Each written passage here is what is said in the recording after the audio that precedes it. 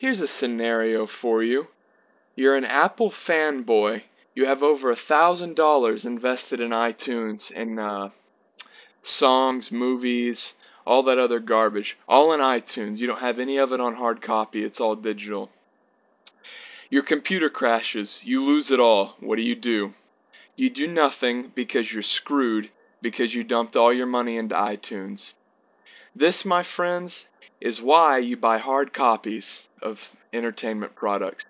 For instance, if I want to purchase a CD, if it's available in a hard copy on the compact disc itself, I'm going to buy the CD.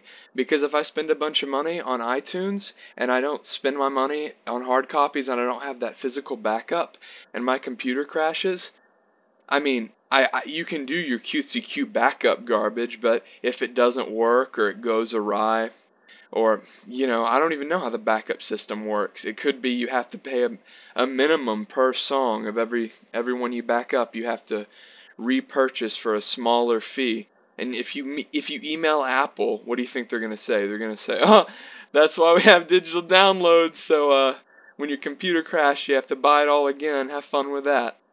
That, my friends, is why you buy CDs and DVDs, so you have a constant backup. Also, obviously, then you have the CD and DVD to carry around. Moral of the story, spend the extra money, buy the hard copy. And that little anecdote / rant was the beginning of a full step in commentary. I will now segue into my second point, making Siri useful, another Apple-related topic. I purchased the iPhone 4S the day it came out. Since I previously owned an iPhone 3G, it was a huge upgrade. I mean, the 4S, obviously, the screen quality was much better, both in feel and look. The operating system was much faster. It had features that I wasn't used to. It just ran much smoother. But the big addition, Apple's big backup, their fallback of why you should buy the 4S, their so-called marketing strategy, was Siri. I've heard Siri called many different things by many different people. Sammy, Siri, Jerry, a lot of different things. So, what is Siri? If you somehow don't know, Siri is what they call a personal assistant. And by personal assistant, it's basically just a really crappy GPS feature. Let me take a sip of my soda real quick. Siri was supposed to be Apple's fallback and tell-all about how, the modern day iPhone user needs an assistant, needs someone to help them with their life. They're driving, they need directions somewhere. They tell Siri to give them directions to somewhere. Sounds like a brilliant idea, right? Well, the problem is that Siri is garbo. That's right, my friends. Siri not only doesn't work most of the time, but whenever it does register and kind of figure out what the hell you're saying, for instance, it messes it up. For instance, if I ask Siri to say, take me to 7-Eleven, it's probably not going to hear me the first time. I'm going to have to dick with it again. And then once it finally hears me, it's probably going to route me to Paris somewhere. Because that's how crappy Siri is. It has absolutely no consistency. You can't trust it. And the thing's just flat out dumb. Usually, whenever I use Siri, I find that just doing it manually, although more dangerous while driving, would be much more useful because I have to mess with Siri several times and it would have just been quicker to look down at my phone and do it manually. So, suggestions for improving Siri. Apple, I hope you're listening. First of all, excuse me, make a command on Siri, or make a interface on the settings of your iPhone where you can say something and Siri will do it for you. For instance, if I say something along the lines of, give me an example. Bitches be crazy.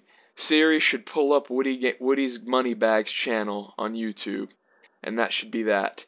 If I say, Siri, and all the hookers, it should route me to the Evil Geniuses gaming house in Phoenix, Arizona.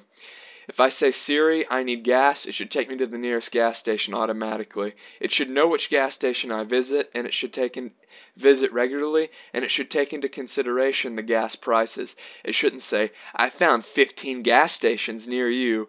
2 of them are under maintenance and 1 of them's closed, but you don't know that until you drive all the way over there. So obviously make Siri more intelligent, make it take into consideration more things than just locations. Make Siri where you can install macros, like I was saying, where you can say catchphrases or code names, and it knows what you're talking about, and it automatically pulls up whatever you're trying to do.